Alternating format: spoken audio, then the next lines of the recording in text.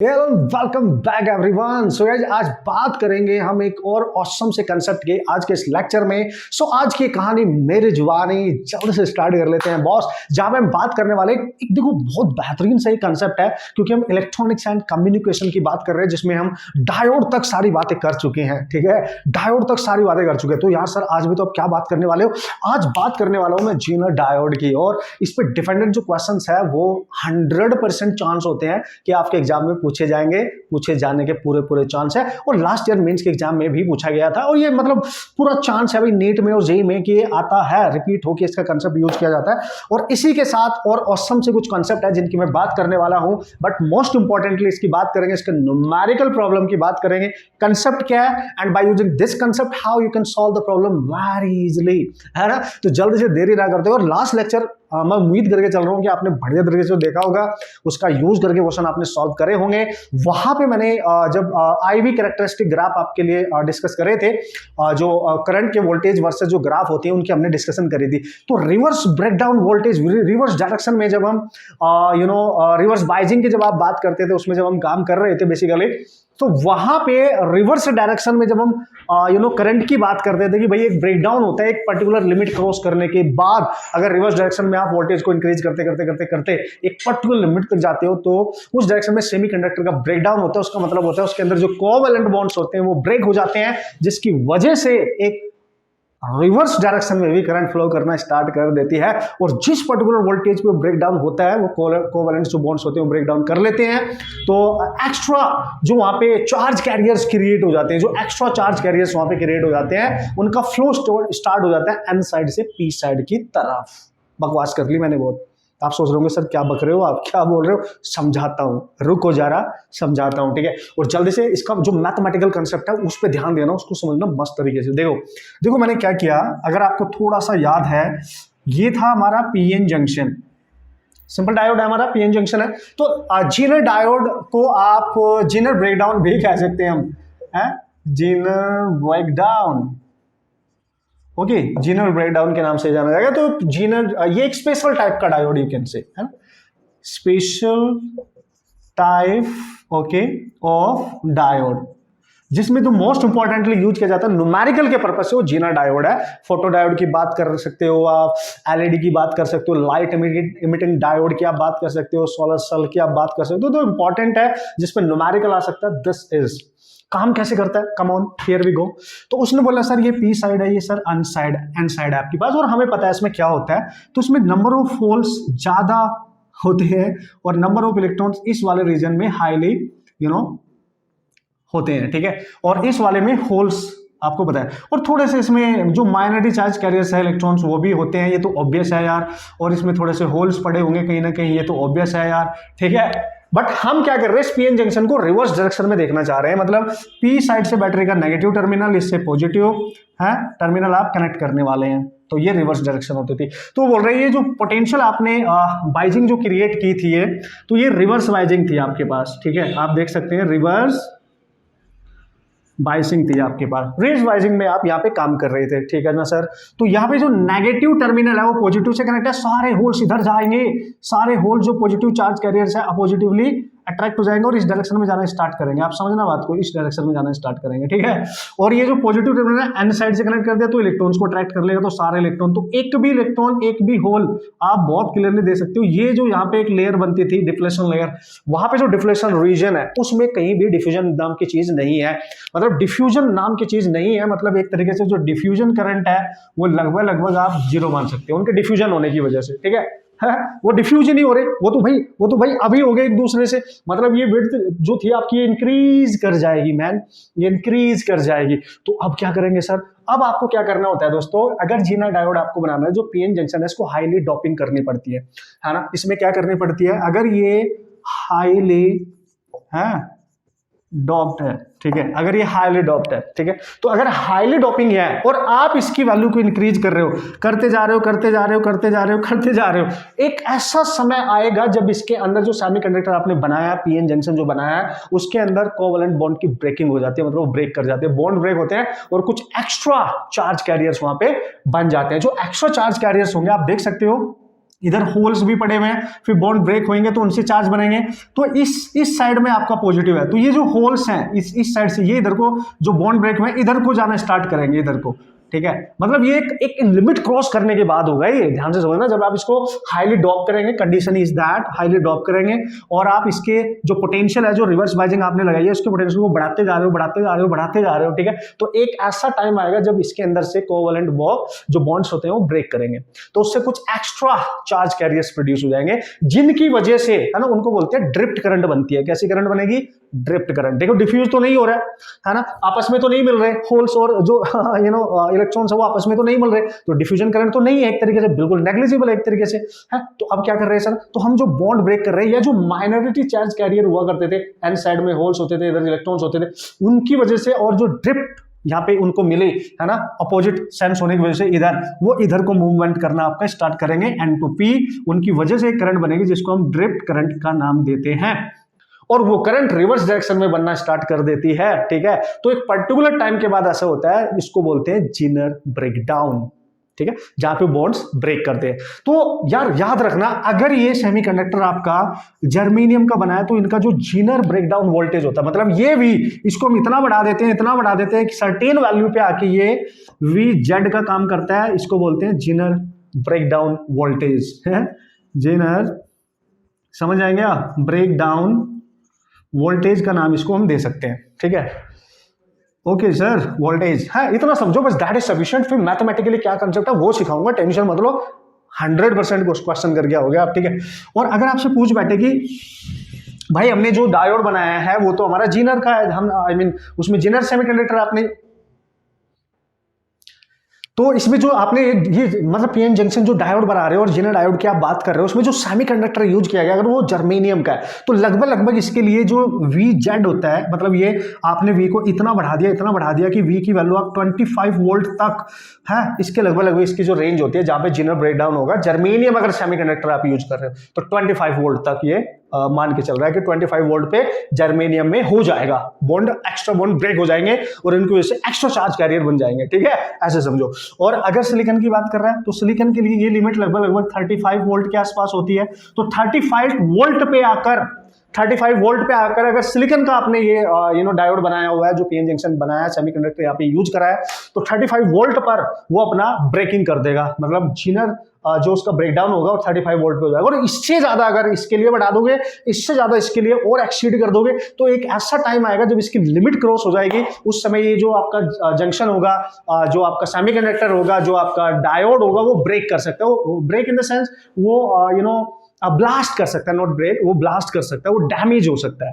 तो ये वो कंडीशन है कि विदाउट डैमेजिंग, सिस्टम आपका डैमेज ना हो, आपका ये काम डायोड काम करता रहेगा, एज इट इज काम करता रहेगा।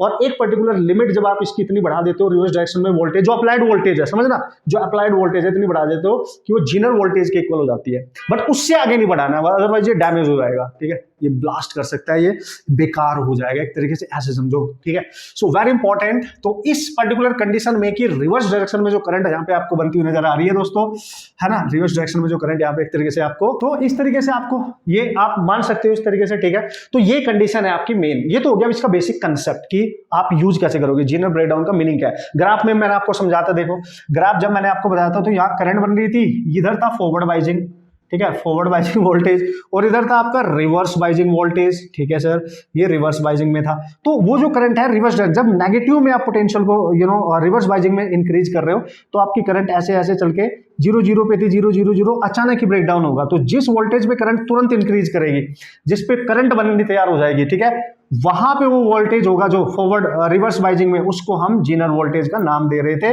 और ये करंट का जो अमाउंट होता है ये माइक्रो एम्पियर में आप इसको रीड कर रहे हैं रिवर्स बाइजिंग में, ठीक है। So this was the graph. Forward में क्या होता था, ये फॉरवर्ड में कुछ ऐसा होता था, समझ गया, फॉरवर्ड में कुछ ऐसा होता था। सो दिस इज योर ब्रेकडाउन, है ना, जीनर ब्रेकडाउन। सर एक एवलांचे एवलांचे ब्रेकडाउन भी तो होता है, यस, उसमें जो डोपिंग होती है वो लाइटली होती है, मतलब उतनी ज्यादा हैवी नहीं होती है, बट जीनर डायोड का नाम दिया गया है जब जीनर ब्रेकडाउन होता है, जब हाईली डोप होता है आपका, डायोड, ठीक है, हाईली डोपिंग होनी चाहिए उसमें, that is important point, okay.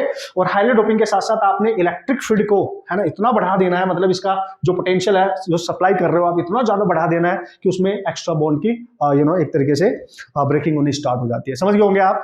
अब इसका जो मेन जो पॉइंट है वो क्या है, ठीक है, इस कंडीशन का आप यूज कैसे कर सकते हो कि रिवर्स डायरेक्शन में करंट इसने बनानी स्टार्ट कर दिया है। तो दोस्तों इसका यूज किया जाता है प्रैक्टिकली वोल्टेज रेगुलेटर में, यानी वोल्टेज रेगुलेटर डिवाइस जो होता है उसको बनाने के लिए इसका यूज किया जाता है। और वोल्टेज को रेगुलेट करता कैसे है वही तो सीखना है, उसी पे तो डिपेंडेंट न्यूमेरिकल आते हैं। जल्दी से देख लेते हैं, जल्दी से देखते हैं मस्त तरीके से, ओके इसको जल्दी से देख लेते हैं। अब इसका सिंबल क्या है भाई, जेनर डायोड को हम पहचानेंगे कैसे। अच्छा, एक चीज बहुत इंपॉर्टेंट है जो याद रखनी है आपने, अब जो आप जेनर डायोड की बात कर रहे हैं, तो जब भी आप जेनर डायोड की बात करेंगे तो ज्यादा जितना हो सकता था उतना मैंने आपको बता दिया है, जिससे बेसिक तौर पे आपको इसका एटलीस्ट इसका मेन फंक्शन भी पता हो, ठीक है। तो जेनर डायोड काम करता है रिवर्स बाइजिंग में, ये तो बिल्कुल क्लियर होना चाहिए, और हाईली डॉप होना चाहिए। जो आपका सेमीकंडक्टर होगा वो हाईली डोपिंग होनी चाहिए, हाईली डोप्ड होना चाहिए, ठीक है ना। और यहाँ पे आप जब हाईली डोपिंग की बात करते हैं और ये रिवर्स बाइजिंग की बात करते हैं तो V को आपने हाई करना है, मतलब इसको इंक्रीज करना है, और इंक्रीज करने के बाद एक पर्टिकुलर कंडीशन पे आएगा जिसको आप जेनर वोल्टेज कहते हैं, जिसपे हमारा डायोड बनेगा, जिसको डायोड का वोल्टेज होगा उसका, है ना, जो रिवर्स डायरेक्शन में काम कर रहा है। तो come on, how it look like as a voltage regulator, हम इसका कैसे यूज करते हैं देखो।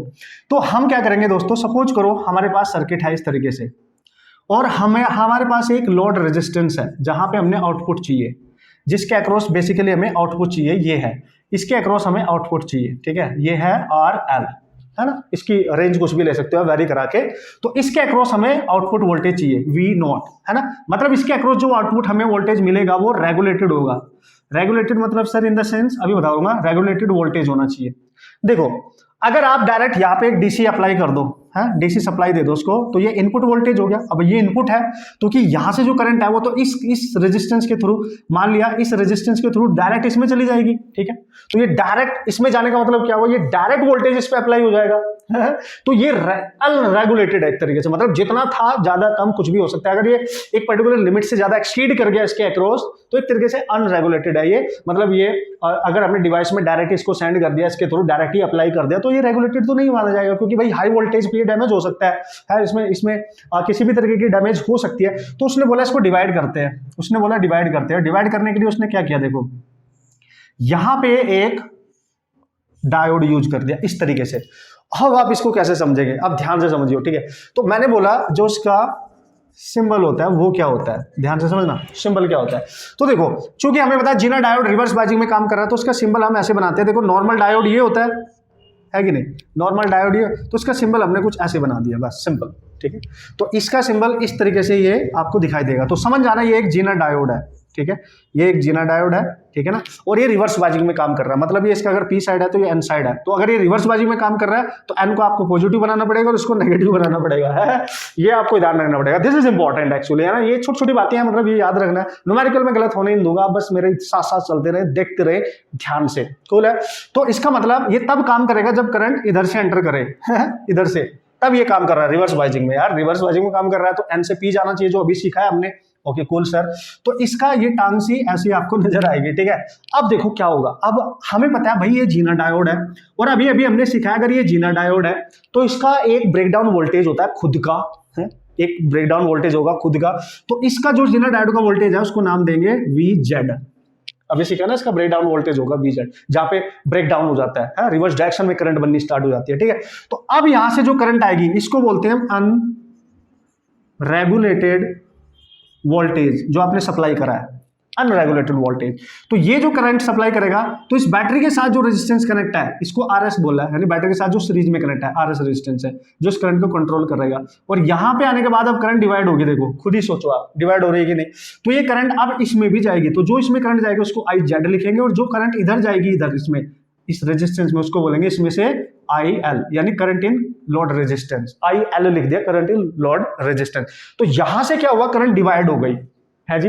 तो यहां से जब करंट डिवाइड हो गई तो ये जो जेनर वोल्टेज है ये डायरेक्ट इसके अक्रॉस आपने अप्लाई कर दिया, रेगुलेटेड फॉर्म में डायरेक्ट आपने अप्लाई कर दिया। तो करंट में भी चेंज, बट ये ऑलमोस्ट कांस्टेंट रहने वाला है। जेनर जो वोल्टेज होगा वो ऑलमोस्ट कांस्टेंट रहने वाला है, इसकी वैरी कराने से इसमें करंट चेंज हो सकती है, पर इसके अक्रॉस जो पोटेंशियल डिफरेंस होगा, देखो यहां से यहां तक भाई अगर ये जीना डायोड आपने इसके पैरेलल में तो कनेक्ट किया एक तरीके से है, तो इसका जो वोल्टेज है वही इसके अक्रॉस है एक तरीके से, देखो यही इसके अक्रॉस होगा एक तरीके से, आप ध्यान से देखो। तो अगर आप आरएल को चेंज कर रहे हो तो करंट चेंज हो सकता है, बट ये ऑलमोस्ट कांस्टेंट ही रहेगा क्योंकि जीनर वोल्टेज है ना, एक पर्टिकुलर लिमिट पे ये ब्रेक डाउन करता है उस कांस्टेंट वैल्यू पे। तो ध्यान से समझो दोस्तों, अब यहां से आपसे पूछे ये है आपका सर्किट, ठीक है, तो हमने इसके थ्रू इसको रेगुलेट कर दिया, तो यहां पे जो वोल्टेज आपको मिलेगा वो रेगुलेटेड वोल्टेज होगा। और उसको कैसे निकाल सकते हो आप? रेगुलेटेड वोल्टेज अगर आपसे पूछेगा आउटपुट, तो आउटपुट किसके अक्रॉस? इसके अक्रॉस, तो इसमें करंट क्या है? आईएल इनटू इसका रेजिस्टेंस आरएल, ये गिवन होगा। अब यहां पंगा क्या होगा इसको निकालने के लिए कि पावर भी निकाल सकता है कि कितनी पावर यहाँ पे भाई रेगुलेटेड फॉर्म में आपको डिसिपेट हो रही है, वो मिल रही है, तो पावर आउटपुट भी निकाल सकते हो। तो कैसे निकालोगे? पावर आउटपुट के लिए आपको या तो करंट चाहिए I L square R L, या फिर आपको इसके अक्रॉस वोल्टेज चाहिए तो वी जेड का स्क्वायर बाई आर एल, ऐसे भी निकाल सकते हो। इट विल डिपेंड अपॉन है क्या पूछ रहा है, किस तरीके से पूछ रहा है, ये आपको ध्यान से समझना पड़ेगा, ठीक है। तो देखो अब क्या करना है सर, अब आप देखो हमें आई एल चाहिए, ठीक है, हमें चाहिए आई एल, किसमें करंट कितनी जा रही है, ठीक है, हमें चाहिए जीनर वोल्टेज जो यहाँ पे आपने अप्लाई किया, जीनर डायोड जो अप्लाई किया उसमें करंट कितनी जा रही है, और जो बैटरी ने सप्लाई करी वो कितनी करंट है। So we have to calculate current supplied by the battery, current in zener diode, current in load resistance, ये सब चाहिए आपको, ये सब चाहिए। दिस इज इंपॉर्टेंट एक्चुअली है, this is important. Then how we can calculate, direct बता दूं, डायरेक्ट बताऊं तो मजा आएगा आपको, डायरेक्ट सीखो इसको, हर क्वेश्चन आप करके आ जाएंगे, टेंशन नहीं लेने का। हाँ समटाइम नहीं, इसका रूप कुछ ऐसा भी दिखाई दे सकता है कि भाई यहाँ पे उसने एसी अप्लाई कर दी, सॉरी डीसी अप्लाई कर दी, इनपुट वोल्टेज होगा अनरेगुलेटेड, और इस तरीके से आपको बना के दे रखा होगा, तो उससे घबराने का नहीं, ठीक है, घबराने का नहीं, एक ही बात है, इस तरीके से बना के दे रखा है, और यहां से उसने इस तरीके से इसके अक्रॉस करना है ना भाई लोड रेजिस्टेंस को, यहां पे आउटपुट चाहिए आपको है यहाँ पे, तो ये देखो जीनर वोल्टेज होगा, ये रेजिस्टेंस वही है जो इसके साथ कनेक्ट है सीरीज में, बस ऐसे ही याद रखो। तो ऐसे बनाए, बात एक ही है, टेंशन नहीं लेने का, एक ही तरीके से आप समझ पाएंगे। यहाँ से आई आके देखिए डिवाइड हो जाएगी, इधर जाएगी आई जेड और इधर जाएगी I L, no problem, it's the same thing. So how we can solve this, देखो कम ऑन, अगर आपको टोटल करंट चाहिए जो बैटरी से सप्लाई हुई है, तो देखो ध्यान से दोस्तों, टोटल करंट यहाँ से डिवाइड हो रही है, कुछ करंट इधर जा रही है, कुछ करंट इधर, तो यहाँ पे तो केसीएल लग जाएगा, केसीएल है यूज हो गया कि नहीं केसीएल, क्योंकि ये करंट दो पार्ट में डिवाइड हो गई, तो हम लिखेंगे net current is equal to I Z plus I L. तो भाई नेट करंट निकालने के लिए देखो आई जेड चाहिए और आई एल चाहिए, very important guys, very important point बता रहा हूं आपको, केवीएल से बचाना है मैंने आपको, केवीएल नहीं अप्लाई करेंगे, डायरेक्ट करेंगे, मस्त तरीके से डायरेक्ट करेंगे, ठीक है। So what is that sir, देखो अब आईएल निकालना बहुत आसान है, क्यों सर, क्योंकि ये जो जीनर वोल्टेज है यही तो आउटपुट जो होगा मिलेगा हमें, ठीक है, जो इसके अक्रॉस पोटेंशियल ड्रॉप मिलेगा वो तो हम निकाल सकते हैं, ओके। सो इसकी जो वैल्यू हम निकाल सकते हैं, इसमें जो करंट है वो कैसे निकाल सकते हो, देखो इसकी करंट हमें पता है भाई, इसके अक्रॉस जो पोटेंशियल ड्रॉप है वो तो जीनर वोल्टेज ही रहेगा, तो आईएल निकालने के लिए आप डायरेक्ट यूज करेंगे जीनर वोल्टेज, जो गिवन होगा क्वेश्चन में, गिवन होगा हमेशा, और जिस रेजिस्टेंस में निकालिए लोड रेजिस्टेंस से आप डिवाइड कर देंगे तो डायरेक्ट आपकी ये करंट आ जाएगी, ठीक है, ये तो आगे डायरेक्ट ही। अब आपको चाहिए जीनर करंट है, this is important. Zener current को कैसे निकालना है सर, देखो भाई जीनर करंट को अगर निकालना चाहते हो ना दोस्तों, याद रखना जीनर डायोड में जो करंट जा रही है इसको निकालने के लिए बैटरी का जो पोटेंशियल होगा अनरेगुलेटेड वो लेना है इनपुट, माइनस जो जीनर वोल्टेज होगा उसको सब्ट्रैक्ट करना है ओवर, इस सर्किट में देखो जो रेजिस्टेंस यूज हो रहा है बैटरी के साथ जो सीरीज में रेजिस्टेंस होगा उससे डिवाइड कर देना है, तो डायरेक्ट आपका आई जेड आ जाएगा। यही करना है, हर क्वेश्चन में करना है, जो इस टाइप के क्वेश्चन आएंगे नो प्रॉब्लम एट ऑल। तो यहां से आई जेड डायरेक्ट आ जाएगा, फिर से सुन लो, अनरेगुलेटेड जो सप्लाइड वोल्टेज होगा उसमें से जीनर वोल्टेज को सब्ट्रैक्ट करना और बैटरी के साथ जो resistance whatever the resistance is given उससे डिवाइड करना है, तो जीनर करंट यहां से आपके पास डायरेक्ट आ जाएगी, आई एल यहां से आ जाएगी और यहां पे पुट कर देना तो नेट करंट भी आ जाएगी, ठीक है। दिस इज द यूज है ना, ये as a voltage regulator use हो रहा है ना, एज अ वोल्टेज, ठीक है, रेगुलेटर, समझ गए, वोल्टेज को रेगुलेट करने के लिए यूज कर रहा है, नो प्रॉब्लम एट ऑल। तो इसको समझ सकते हैं आप, मस्त तरीके से देख सकते हैं, इसमें कोई टेंशन वाली बात नहीं है, कोई टेंशन लेने की जरूरत है भी नहीं, ठीक है। तो करना कैसे, क्वेश्चन कैसे आएंगे, मस्त तरीके से देखते हैं क्वेश्चन कैसे आएंगे, मस्त तरीके से सॉल्व करते हैं, और क्वेश्चंस करने के बाद उसके बाद 2-3 पॉइंट और हैं ऑसम से जो इसमें आपको समझने चाहिए, उन कंसेप्ट को आपको ध्यान देना पड़ेगा, फिर उनके डिस्कशन करते हैं, ओके ओके। तो जल्दी से बात कर लेते हैं यार, जीनर डायोड का जो सर्किट है, जो उसका सिंबल है और मैथमेटिकली उसका कैसे यूज होने वाला है न्यूमेरिकल प्रॉब्लम को सॉल्व करने के लिए, उसकी जल्दी से डिस्कशन करते हैं मस्त तरीके से, ओके। तो बेसिक कंसेप्ट क्या है, देखो जीनर ब्रेकडाउन का किस तरीके से वो काम कर रहा है, है, किस तरीके से ब्रेक डाउन हो रहा है, वो मैंने आपके साथ डिस्कशन कर ली है। होप सो आप समझ गए होंगे। अब डायग्राम के थ्रू और बेहतरीन तरीके से हम समझ सकते हैं। What is that sir? देखो, सबसे पहले जब भी हम जीनर देखो ना यार, एक चीज आप ध्यान से रखेंगे कि इस पे जो भी क्वेश्चन आएगा वो मैथमेटिकली आएगा, मतलब न्यूमेरिकल प्रॉब्लम इससे पूछे जाने के चांस होते हैं। सो न्यूमेरिकल प्रॉब्लम आपको थोड़ा सा इसके बेसिक पता होना चाहिए, उसके बाद तो आपको तरीका पता होना चाहिए, प्रोसेस पता होना चाहिए कि जीनर डायोड से रिलेटेड जो भी न्यूमेरिकल प्रॉब्लम आएगा उसको मैं कैसे सॉल्व कर सकता हूं। ठीक है, जो बेसिक इसके एनालिसिस है कि किस रीजन में हो रहा है, कैसे हो रहा है, किस कंडीशन में हो रहा है, वो आप पढ़ते रहना। Theoretically concept no problem at all, उतना सा हमने देख भी लिया, सीख भी लिया। थोड़ा और बताता हूं मस्त तरीके से। ठीक है, तो जीनर डायोड है, देखो इसको मैंने लिखा है ब्रेक डाउन डायोड। देखो भाई, दो तरीके से होते हैं जो स्पेशल टाइप ऑफ डायोड्स होते हैं जो रिवर्स बायसिंग में यूज किए जाते हैं। ठीक है, तो हमने अभी अभी देखा यार रिवर्स बायसिंग में सर उसमें तो करंट ही नहीं बनती, बट आफ्टर एक सर्टेन जब आप रिवर्स जो वोल्टेज होता है उसको इंक्रीज करते रहते हो, इंक्रीज करते रहते हो, इंक्रीज करते रहते हो, तो एक पर्टिकुलर पॉइंट पे आकर अभी अभी हमने सीखा था कि भाई वहां पे जो आपका डायोड है, ठीक है, वो रिवर्स डायरेक्शन में एक अमाउंट ऑफ करंट वहां पे क्रिएट हो जाते हैं, एक्स्ट्रा बॉन्ड ब्रेक हो जाते हैं जिनकी वजह से होल्स और इलेक्ट्रॉन्स वहां पे प्रोड्यूस हो जाते हैं, और उनकी वजह से उस रीजन में, उस ब्रेकडाउन रीजन में, उस ब्रेकडाउन वोल्टेज पर है एक करंट रिवर्स डायरेक्शन में जो फ्लो करने स्टार्ट कर देती है।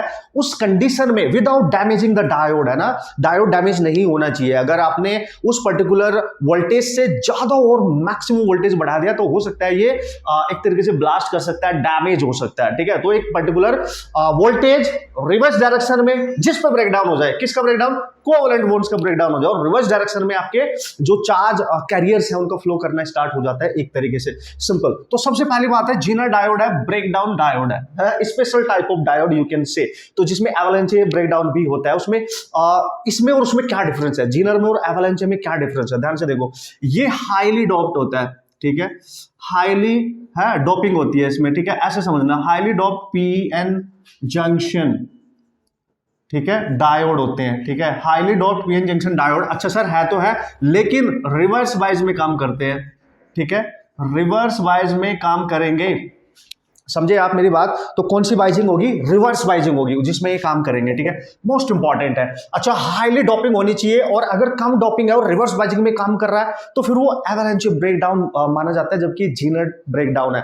तो आप इसमें नॉर्मली करते क्या है, देखो ये दो पॉइंट आपको बिल्कुल क्लियरली याद होने चाहिए, और जिस पर्टिकुलर वोल्टेज पे जाके रिवर्स डायरेक्शन में कैसे, देखो देखो ये था हमारा पी साइड और ये था हमारा एन साइड, नो प्रॉब्लम। इसको आपने रिवर्स बाइजिंग करनी है तो पी को नेगेटिव टर्मिनल से कनेक्ट करना पड़ेगा ऑब्वियसली।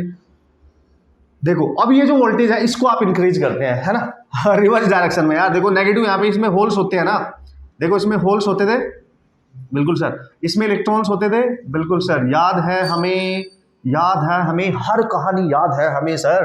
तो ये तो आप इंक्रीज करो, एक पर्टिकुलर लिमिट जब आप इसकी क्रॉस करते हैं और एक पर्टिकुलर वोल्टेज पे आकर, जिसको हम जीनर वोल्टेज का नाम देते हैं, एक पर्टिकुलर वोल्टेज पे आके यहाँ पे देखो क्या होता है कि एक्स्ट्रा बॉन्ड्स ब्रेक होंगे। हमें पता है भाई ये नेगेटिव में आपने पी साइड को कनेक्ट किया और पॉजिटिव टर्मिनल के साथ आपने इसको कनेक्ट किया, तो इससे क्या होगा, सारे होल्स इधर को भागना स्टार्ट करेंगे। तो इसमें अगर ये नॉर्मल कंडीशन में होता, एक पर्टिकुलर लिमिटिंग अप्लाइड वोल्टेज पे होता है रिवर्स डायरेक्शन में, तो करंट जीरो हो गई इसमें, मतलब diode is not in working actual में अगर देखा जाए। बट वो बोल रहा है कि अगर आप इसको बढ़ाते जा रहे हो, रिवर्स में बढ़ाते जा रहे हो, बढ़ाते जा रहे हो, एक मैक्सिमम वैल्यू तक आप इसको लेके गए, तो क्या होगा, इस पी साइड में जो माइनॉरिटी चार्ज कैरियर से, देखो इलेक्ट्रॉन्स जो थे, ठीक है, वो तो इधर मूव करेंगे ना नेगेटिव की वजह से, वो तो इधर जाएंगे भाई, ठीक है, वो तो इधर जाएंगे, और इधर जो होल्स पड़े हुए थे, ठीक है, माइनॉरिटी चार्ज कैरियर जो थे थोड़े से, देखो इलेक्ट्रॉन पॉजिटिव की वजह से अट्रैक्ट हो जाएंगे। ठीक है, एक्चुअली में नॉर्मल वोल्टेज पे, नॉर्मल सप्लाइड वोल्टेज पे करंट नहीं बनेगी, नो डाउट, बट जब इसको आप बढ़ा देते हैं, एक लिमिट क्रॉस करते हैं, तो ये होल्स इधर जाने लगेंगे, तो ये जंक्शन को क्रॉस करेंगे, इधर से इलेक्ट्रॉन आएंगे और एक्स्ट्रा कोवैलेंट बॉन्ड्स यहाँ पे क्रिएट ब्रेक करेंगे इस पर्टिकुलर वोल्टेज में। इसको ब्रेकडाउन बोलते हैं, जीनर ब्रेकडाउन बोलते हैं।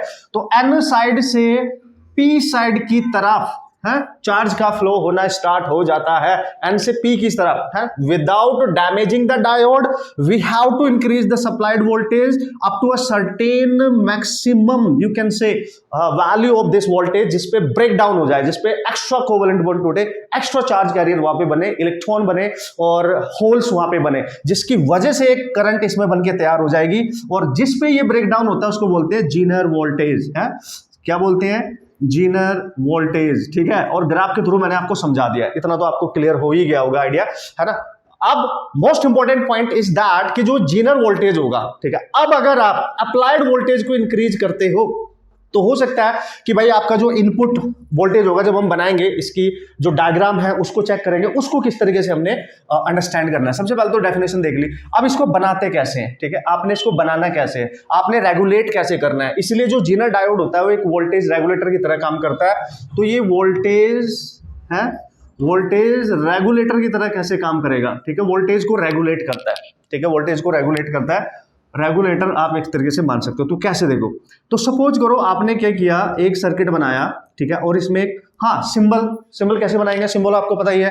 तो एक नॉर्मल जब डायोड दोस्तों आप बनाते थे तो this is your normal diode, ठीक है।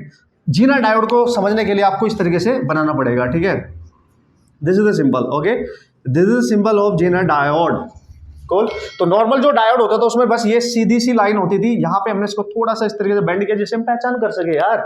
तो ये पी साइड होती थी सर हमारी, सर ये एन साइड होती थी हमारी, बिल्कुल यार सर, और ये रिवर्स डायरेक्शन में काम कर रहा है। देखो पी साइड को आपने नेगेटिव से कनेक्ट किया है, मतलब इसको नेगेटिव से कनेक्ट किया है, उसको पॉजिटिव से कनेक्ट किया है। तो अगर आप देखो करंट इधर से यहाँ बैटरी जो सप्लाई करेगी एन साइड को, तो करंट इधर से एंटर कर रही है, तो पॉजिटिव से नेगेटिव मतलब एन साइड से करंट एंटर कर रही है, क्योंकि जीनर डायोड रिवर्स बाइजिंग में ही काम कर रहा है। तो ये सिंबल याद रखना बहुत जरूरी है।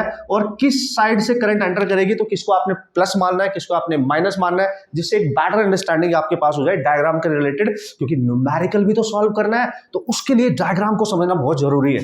नाउ कम, अब हम सीधे डायग्राम पे आते हैं, जो मेन मुद्दे की बात है, क्योंकि थोड़ा सा लिटिल जानकारी हमने ले लिया कि जीनर डायोड काम कैसे कर रहा है, दिखेगा कैसे, होने क्या वाला है। Okay, so come on. तो अब ये डायोड हम इस तरीके से यूज करने वाले हैं, ठीक है बॉस। तो हमने क्या किया कि एक रेजिस्टेंस लिया और यहां पे एक डीसी सप्लाई दे दी इसको, ठीक है, इस तरीके से, और यहां पे डिवाइड करने के लिए एक वोल्टेज हमने अप्लाई कर दिया, नो प्रॉब्लम, ओके।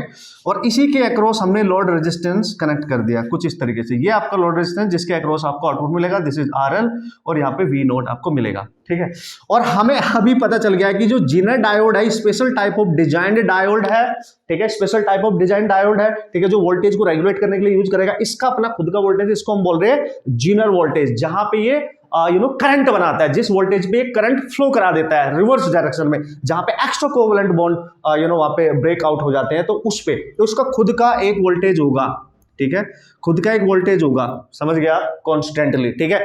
तो इस तरीके से वी जेड लिखा, और ये सप्लाइड डीसी सप्लाई है, दिस इज डीसी सप्लाई, और यहां पे जो भी सप्लाई आप दोगे इनपुट वोल्टेज है, इनपुट वोल्टेज जो भी दोगे, ये डीसी सप्लाई है, ये अनरेगुलेटेड है ना, जो आपने अप्लाई किया है। और इस बैटरी के साथ जो भी सीरीज में एक रेजिस्टेंस कनेक्ट होगा उसको हम आरएस नाम देंगे, और जिसपे हमें आउटपुट चाहिए वो आपका लोड रेजिस्टेंस होता है, this is your load resistance, जिसके अक्रॉस हमें रेगुलेट करना है, जिसके अक्रॉस हमें वोल्टेज को रेगुलेट करना है, ठीक है। अगर ये देखो डायोड ना होता तो डायरेक्ट ये इनपुट इसी के ऊपर तो एक्ट करता, ठीक है। तो यहां से जो भी करंट जा रही है, देखो यहां तक तो सर सेम है, ठीक है, तो यहां से वो डिवाइड हो जाएगी, कुछ करंट इधर जाएगी और वो जीनर डायोड में जा रही है, तो आप इसको नाम देंगे आई जेड, और कुछ करंट इधर जाएगी तो उसमें चली जाएगी, इसको नाम देंगे हम आई एल।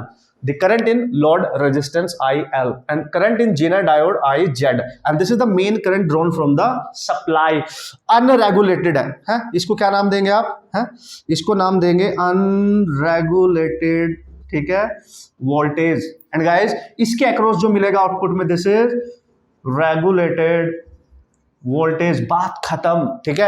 ये डायग्राम याद रखो, इसका तरीका आपको सिखा देता हूं कि how to apply this concept to solve the numerical problem. उतना डिटेल बहुत ज्यादा इलेक्ट्रॉनिक्स के अकॉर्डिंग इसमें नहीं जाना, वरना इसमें बहुत सारी और स्टडी होती है और इसके डिफरेंट कंडीशन को हम चेकआउट करते हैं। बट हमारा जो क्वेश्चन आता है ना कॉम्पिटिटिव एग्जाम में, एकदम डायरेक्ट आता है, सो आपने बिल्कुल कंफ्यूज होने की जरूरत ही नहीं है, ठीक है। इंजीनियरिंग में जाके आप बहुत डिटेल एनालिसिस की कर सकते हो, ठीक है ना, नॉर्मली इलेक्ट्रॉनिक्स एंड कम्युनिकेशन, और फर्स्ट ईयर में तो ऑलमोस्ट सबको ही पढ़ाया जाता है एक तरीके से, बट आपको पता होना चाहिए, okay. So cool, that is really important, okay. तो हमारे यहाँ पे है, हमारे जो कॉम्पिटिटिव एग्जाम्स है उनके लिए हम तैयारी कर रहे हैं। सो पहले यार ऑब्वियसली मेडिकल वाले बच्चों को तो डिटेल में जाने की जरूरत बिल्कुल भी नहीं है, ठीक है। तो आपने इसका ये शकल देख लो, प्रोसेस जो बता रहा हूं उसको समझ लेना, बिल्कुल डिक्टो क्वेश्चन आएगा, पुटअप करना कॉन्सेप्ट, इवन फॉर्मूले पुटअप करना, और आपका क्वेश्चन सॉल्व हो जाएगा। ऑब्वियसली कंपटीशन यही डिमांड कर रहा है फिलहाल आप लोगों से, ठीक है। So how we can solve the problem, और पूछा क्या जा सकता है, ध्यान से देखो। तो वैसे तो कुछ भी पूछा जा सकता है, मतलब एक वैल्यू मिसिंग होगी, बाकी वैल्यूज आपको गिवन होंगे। तो सबसे पहले most important point is what, दोस्तों आपसे पूछा जाएगा what is the current supplied by the DC supply है। ये देखो इस सर्किट को कितनी करंट सप्लाई है, मेन करंट जो है, तो बैटरी से कितनी करंट आपने सप्लाई करी है इस पूरे सर्किट को। फिर उसमें से जो करंट जीनर डायोड में गई, देखो आप देख सकते हो ये गई सर, ये निकालनी है। जीनर डायोड में कितनी करंट गई, ये निकालनी है, ठीक है। और आपसे ये भी पूछेगा कि जो एक्सटर्नल रेजिस्टेंस आपने कनेक्ट किया, जिसको आपने लोड रेजिस्टेंस का नाम दिया, उसमें कितनी करंट सप्लाई हो रही है, दैट इज IL। तो आपसे IL भी पूछा जा सकता है, नो प्रॉब्लम है जी, बहुत इंपॉर्टेंट है। इसी पे ध्यान दो, जो डायरेक्ट बता रहा हूं, KVL वगैरह अप्लाई करने की जरूरत नहीं पड़ेगी, डायरेक्ट आपका क्वेश्चन सॉल्व हो जाएगा, बस कंडीशन आप ध्यान रखें। तो हम यहाँ पे एक कंडीशन मान के चल रहे हैं कि विदाउट डैमेजिंग द डायोड ये वर्क कर रहा है, ठीक है। आपने जो यहाँ पे DC सप्लाई करी है, जो इनपुट वोल्टेज दिया वो अनरेगुलेटेड होता है, आपको आउटपुट में जो मिलने वाला है वो रेगुलेटेड आपके पास मिलने वाला है। तो किस तरीके से आपने यहाँ पे इसको सिचुएशन को अंडरस्टैंड करना है, नाउ सी देखो भाई, तो अगर हमें करंट निकालनी है ना, मेन करंट निकालनी है, ये मेन, तो मेन करंट को आप कैसे निकाल सकते हो, देखो इसी मेन करंट में से ये करंट डिवाइड हुआ, इधर गई IL और इधर गई जीनर करंट। तो यार KCL अप्लाई कर सकते हो या तो आप नॉर्मली, तो ये करंट दो डिफरेंट करंट में डिवाइड हो गए, तो आप लिख सकते हैं जीनर में प्लस IL, तो इससे आ जाएगा। आप टोटल करंट निकालने के लिए आपको जीनर में कितनी करंट है डायोड में और लोड रेजिस्टेंस में कितनी करंट जा रही है उसको निकाल लेना, खत्म कहानी। अब सारी मुद्दे की बात तो यही है सर, ठीक है। अब आ जाओ डायरेक्ट कैसे सीखना है, डायरेक्ट कैसे, चलो अगर दोस्तों आपने निकालना है current in load resistance, so whenever he will ask about the current in load resistance, तो लोड रेजिस्टेंस में जो भी करंट जाएगी, आप ध्यान से देख सकते हैं इस रेजिस्टेंस के अक्रॉस ये जीनर डायोड जो है उसका जो वोल्टेज होगा VZ, वो इसके अक्रॉस डायरेक्ट कनेक्टेड है। मतलब आप देख सकते हैं यहाँ जीनर डायोड का जो वोल्टेज होगा है, लेट्स से आप जीनर डायोड की जो वोल्टेज की बात कर रहे हैं, हमें पता है करंट इधर से एंटर कर रही है, तो हमें पता है इसको हमें रिवर्स बाइजिंग में जो ये होता है आपका डायोड, वो रिवर्स बाइजिंग में काम करता है। तो इस वाली जो साइड होती है वो पॉजिटिव और इस वाली साइड होती है नेगेटिव तरीके से। तो यहाँ पे पॉजिटिव टर्मिनल, इधर नेगेटिव टर्मिनल, तो एक तरीके से जो जीनर का वोल्टेज होगा, जीनर वोल्टेज, वाइच वोल्टेज इसके अक्रॉस अप्लाई होगा, इसके टर्मिनल के अक्रॉस, क्योंकि ये दोनों पैरेलल में है, तो इसके अक्रॉस जो वोल्टेज होगा, यानी इसकी करंट निकालने के लिए आप जीनर वोल्टेज का डायरेक्ट यूज कर सकते हो, ठीक है, डायरेक्ट यूज। तो आप VZ इसके अक्रॉस अप्लाई कर सकते हो, या IL निकालने के लिए जीनर का वोल्टेज लेना, जो भी गिवन होगा गिवन होगा हमेशा, ठीक है, नॉर्मली, और इसका जो रेजिस्टेंस होगा उससे डिवाइड कर देना, डायरेक्ट आपकी करंट आ जाएगी यहां से। डायरेक्ट फॉलो बता रहा हूं भाई, इतना ज्यादा दिमाग लगाने की इसमें बिल्कुल भी जरूरत आपको नहीं पड़ेगी, आप डायरेक्ट क्वेश्चन कर सकते हैं, मैं करके दिखाने वाला हूं, ठीक है, कूल। अब क्या करेंगे सर, अब हमें निकालना है करंट इन जीनर डायोड। देखो यार बॉस, हमें I मेन करंट है, ठीक है, हमें जीनर डायोड में करंट चाहिए, तो देखो अगर ध्यान से इस पूरे सर्किट, यहां से करंट आ रही है फिर इसमें जा रही है, अगर इसको कंप्लीटली ले लो, तो अगर आपको KVL अप्लाई नहीं करना आता फिर भी कैसे करेंगे, देखो जब भी कभी आपको निकालनी पड़े, जब भी कभी आपको करंट इन जीनर डायोड निकालनी पड़े, तो आप क्या करेंगे, जो इनपुट वोल्टेज दे रखा है, समझ रहे हो, मैं बकवास किए जा रहा हूं लगातार, टू बी कंटिन्यू, ध्यान से बस सुनते रहना, ठीक है, जब क्वेश्चन कराऊंगा तो आपको ऑटोमेटिकली क्लियर हो जाएगा। जब भी जीनर डायोड में करंट निकालनी है तो इनपुट वोल्टेज लेना, इनपुट वोल्टेज जो भी दे रखा होगा बैटरी का, माइनस जो जीनर वोल्टेज है उसको सब्ट्रैक्ट कर देना, है कि नहीं, डिवाइड बाय इस बैटरी के साथ सीरीज में जो रेजिस्टेंस है RS, इसलिए मैंने सीरीज रेजिस्टेंस लिखा है, डिवाइड कर देना, आपकी डायरेक्ट यहां से वैल्यू आ जाएगी, no problem at all. So again फिर से IZ निकालने के लिए बैटरी का इनपुट वोल्टेज जो अनरेगुलेटेड है माइनस VZ और डिवाइड में क्या कर देना RS, ठीक है। सो दोस्त बैटरी के साथ जो रेजिस्टेंस होगा, देखो आ गई, ये आ जाएगी, ये आ जाएगी, पुट कर देना, ये आ जाएगी। अब कुछ भी पूछ बैठे यार, कभी कभी ये भी पूछ सकता है कि जो पावर होगी जीनर डायोड के अक्रॉस, जो पावर होगी वो भी निकाल लो यार, तो पावर भी निकाल लेंगे यार, हमें पता है यार, इसका वोल्टेज खुद हमें पता है, इसकी IZ हमें पता है, तो power across the zener diode वो P equal to V, I से आप निकाल सकते हो, आपकी मर्जी है, ठीक है, उससे आप निकाल सकते हो, no problem. So this is important, जो भी पूछेगा, मतलब करंट अगर आ गई तो फिर कुछ भी पूछे हम आराम से निकाल सकते हैं। तो ये है दोस्तों इसका basic main fundamental concept Zener diode का।